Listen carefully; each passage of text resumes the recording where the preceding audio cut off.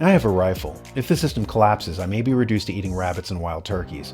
On the other hand, if the system survives, I may be reduced to eating bugs. Doesn't make collapse sound so bad.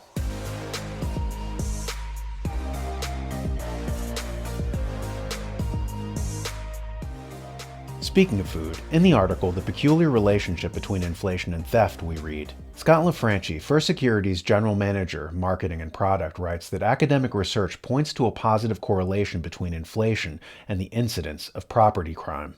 As inflation increases, so too does theft. Inflation is often characterized as the invisible thief due to the fact that high inflation rates result in the devaluing of people's savings. If a $50 bag of groceries is now costing you $55 at the checkout thanks to inflation, it can feel like someone's just picked $5 from your pocket. I actually joked about that before, the phenomenon of shrinkflation, wherein you pay the same amount of money but get fewer sheets of paper per paper towel roll, fewer bowls of cereal out of a cereal box, less orange juice in a container. It's called shrinkflation, and thousands of products you use every day are subject to it. I joke that shrinkflation is when the store shoplifts from you. Despite the swindle, certain customers are of course reacting in kind, stealing from stores. Certain retailers, however, are taking a cue from 1984 and rolling out surveillance state supermarkets.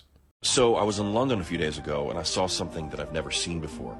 And I've been thinking about it ever since. It's kind of bothering me. Have you guys seen these new stores that Amazon is building?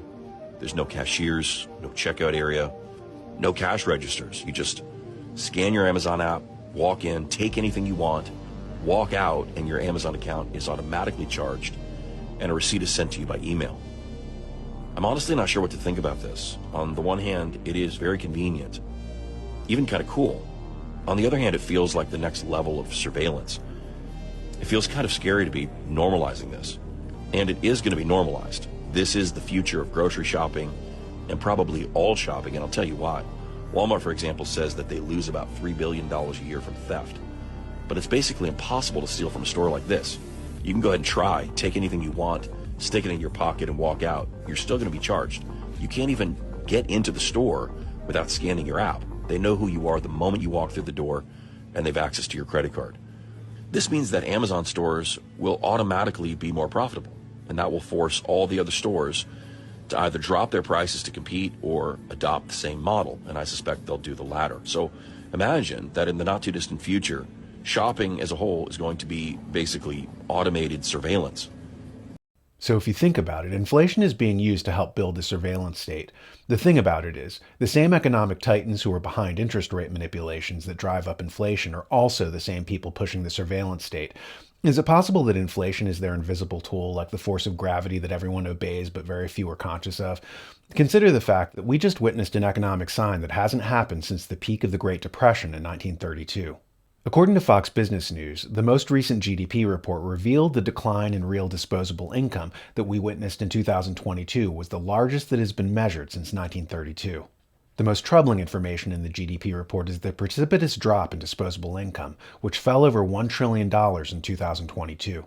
For context, this is the second largest percentage drop in real disposable income ever, behind only 1932, the worst year of the Great Depression.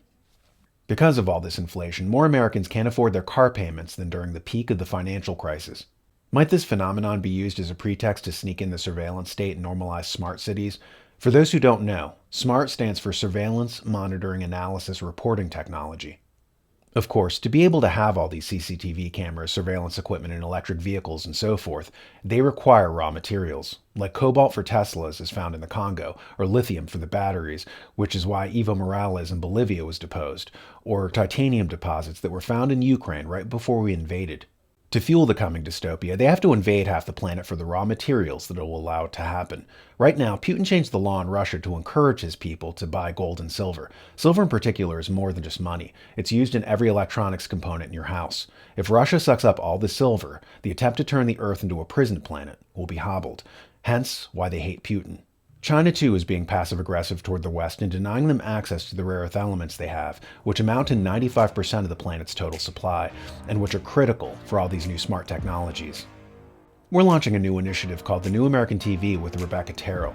I'm on the show as a sort of color commentator for the news. Check it out on the Worldview Weekend broadcast or on our Locals platform, or just by visiting thenewamerican.com.